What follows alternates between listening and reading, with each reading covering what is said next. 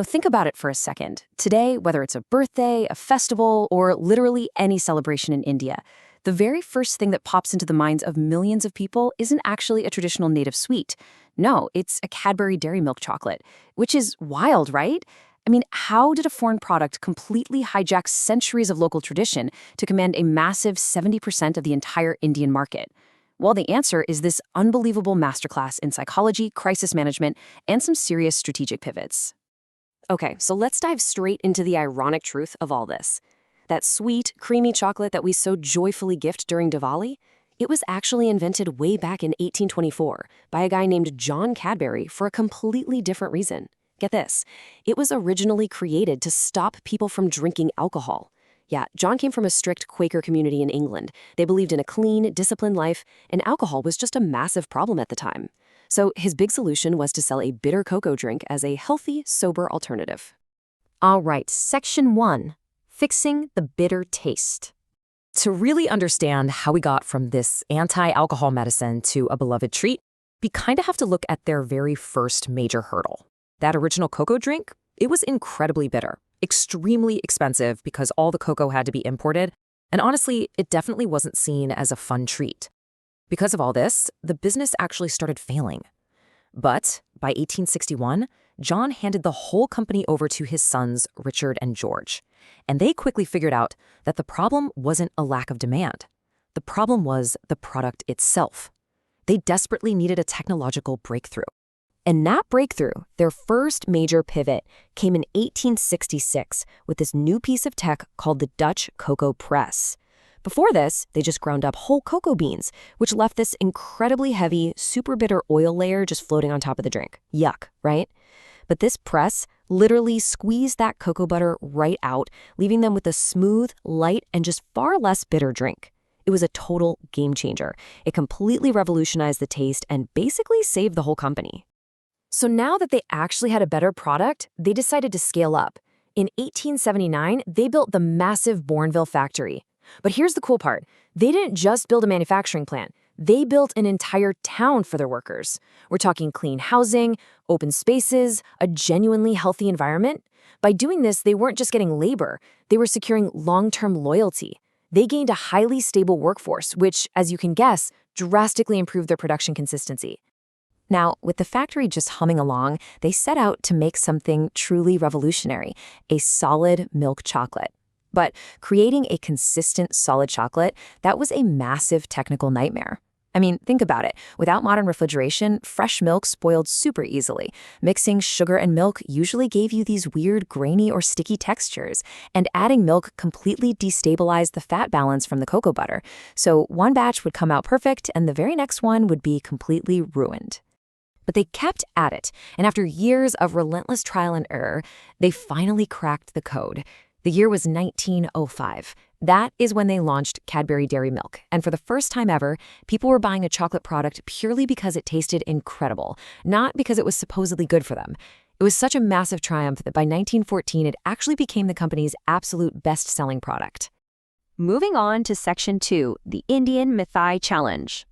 So fast forward a bit to World War II.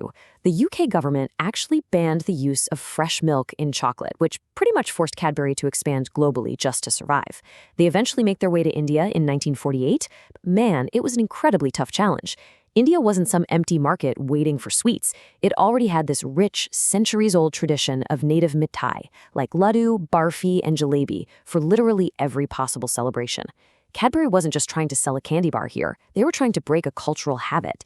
And as any marketer will tell you, changing a deeply ingrained habit is infinitely harder than just selling a new product. Because of this huge cultural barrier, Cadbury's growth in India was virtually non-existent for decades. A lot of people didn't even know the brand's name. By the 1990s, there was this massive stigma. Chocolate was seen exclusively as a product for children. Indian adults were actually embarrassed and super hesitant to be seen eating it. They just felt it wasn't meant for grown-ups. All right, Section 3, Targeting the Child Inside. So, to actually grow in India, Cadbury realized they had to completely flip the cultural mindset. They had to make chocolate socially acceptable for adults. To do this, their marketing experts targeted something called the child ego state. Basically, this is that hidden psychological layer inside every adult that just wants to let go, have some fun, and enjoy things like a kid again. By putting out these incredibly joyous 1990s TV ads, like the really famous one with an adult woman joyfully dancing onto a cricket field to celebrate a hit, they specifically triggered this psychological state. And it worked. Suddenly, adults didn't feel embarrassed anymore. They finally felt permitted to just indulge. But look, psychology alone isn't going to cut it. You need access. So they paired this big psychological shift with massive distribution. They rapidly expanded to put their chocolate in 250,000 stores across the country. Plus, they introduced these incredibly cheap 5 rupee and even 2 rupee packs, making chocolate super affordable for pretty much everyone. The results? The Indian chocolate market started growing at 25% a year. By 1998, Cadbury India's market cap exploded to 2,000 crore rupees. Which brings us to Section 4, the 2003 worm controversy. Just as everything seemed perfectly on track, a devastating crisis hit. Out of nowhere, news reports exploded across the country that worms, yes, worms, were found inside Cadbury Dairy Milk chocolates. Instantly, this was the top headline on literally every news channel. Now, chocolate is something people just eat blindly, right? You trust that it's safe. So this news caused immediate, widespread panic right across India. And the timing? It literally could not have been worse. This crisis hit right before Diwali, which is their absolute peak festive and gifting season. As a result, sales absolutely plummeted by a massive 30%. Consumer trust was totally shattered, forcing Cadbury into arguably its toughest spot in Indian history. They had to act fast, and they had to act smart. Let's look at Section 5, the ultimate comeback strategy. Instead of panicking or, just issuing some empty corporate apology, Cadbury launched a brilliant multi-step strategy to win back the country. First things first, they physically solved the actual problem. Their old packaging relied on these simple paper wrappers, which were super vulnerable to moisture and insects if they got even slightly punctured. So they completely overhauled the whole thing. They introduced a double-wrapped system using poly-coated aluminum foil that was heat-sealed.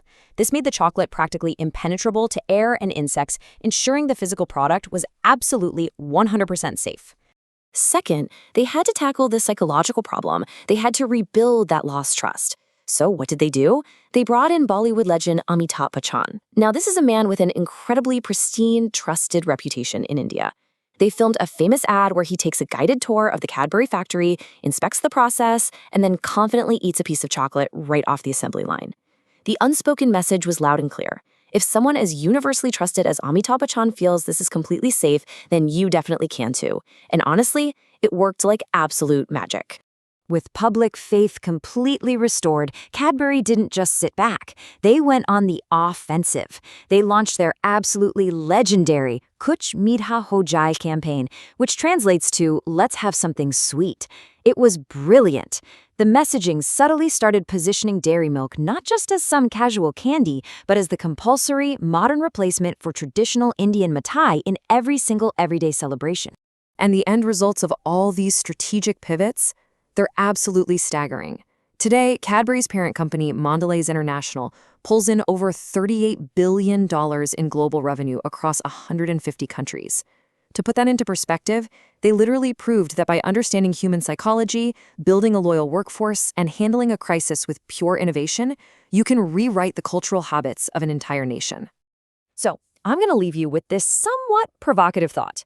Is your favorite family celebration tradition truly ancient? Or is it actually just the results of a brilliant marketing campaign? Definitely something to think about the next time you unwrap a chocolate. If you loved this explainer, click the visual on screen right now to uncover the insane story of how a highly mocked beverage completely transformed into India's #1 energy drink. Thanks for hanging out with me and keep learning.